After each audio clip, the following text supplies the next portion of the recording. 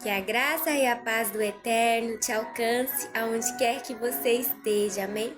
A palavra do Senhor para os nossos corações hoje é Gálatas, capítulo 1, versículo 11 ao 24, que diz assim: Meus irmãos, eu afirmo a vocês que o evangelho que eu anuncio não é uma invenção humana. Eu não o recebi de ninguém e ninguém o ensinou a mim, mas foi o próprio Jesus Cristo que o revelou para mim. Vocês ouviram falar de como eu costumava agir quando praticava a religião dos judeus. Sabem como eu perseguia sem dó nem piedade a igreja de Deus e fazia tudo para destruí-la. Quando praticava essa religião, eu estava mais adiantado do que a maioria dos meus patrícios da minha idade e seguia com mais zelo do que eles as tradições dos meus antepassados. Porém, Deus, na sua graça, me escolheu antes mesmo de eu nascer e me chamou para servi-lo.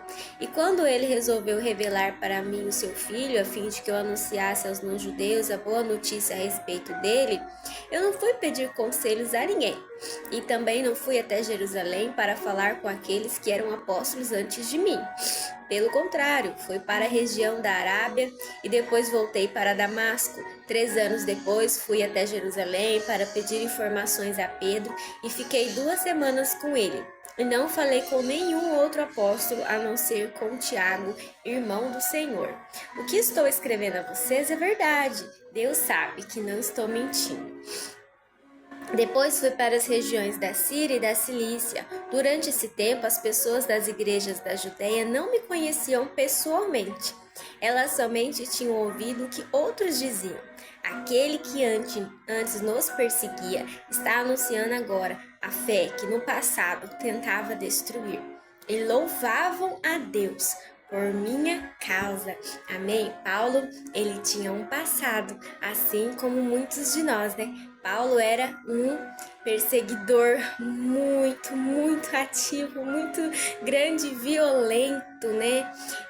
Aos cristãos da época, todos aqueles que declaravam a sua fé a Jesus. Ele não aceitava, não acreditava que Jesus era o Filho de Deus, que Jesus é Deus, né? Que ele veio à terra como um cordeiro para poder morrer em sacrifício a nós, aos nossos pecados, para que através da morte dele nós pudéssemos ter vida, né? Ter o privilégio de morar com ele, poder ter o Espírito Santo, que é ele habitando dentro de nós, né? E ele não acreditava nessas coisas e ele perseguiu muito, ele foi responsável pela morte e pela prisão de muitos cristãos de todas as idades, tanto crianças quanto idosos, né? Pessoas de meia idade, todas as idades. Ele foi um duro perseguidor. Mas aqui o Senhor nos mostra, né, como ele foi radical na sua mudança.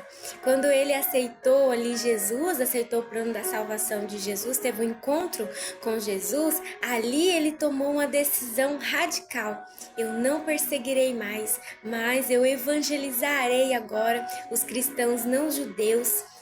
Todos os dias da minha vida, com toda a dedicação, irei para onde for necessário, né? E ele foi o que mais viajou, entre muito mais até do que os próprios discípulos de Jesus.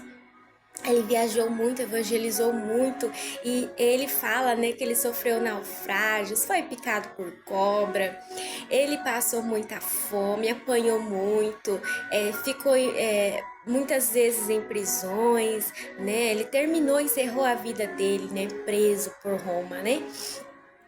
E nada disso importava, e ele mudou de uma forma tão profunda que a fama que se espalhava a respeito dele era uma só, que ele era sim um grande perseguidor da igreja, mas que de fato, né, através das obras dele, através da vida dele, ele mostrava o quão profunda e real foi a transformação que Jesus fez na vida dele, que ele realmente se arrependeu, mudou, estava vivendo uma vida de acordo com o que Jesus queria que ele vivesse e assim glorificava o nome de Deus em tudo que ele fazia, onde ele ia, né? Muitas vezes pelo simples testemunho dele, ele glorificava ao Senhor, né? Nós temos que ser assim também, assim como Paulo, seguir o exemplo dele, de mudar realmente ao ponto das pessoas olharem pra gente, não enxergar mais a gente como a gente era, mas sim como uma nova criatura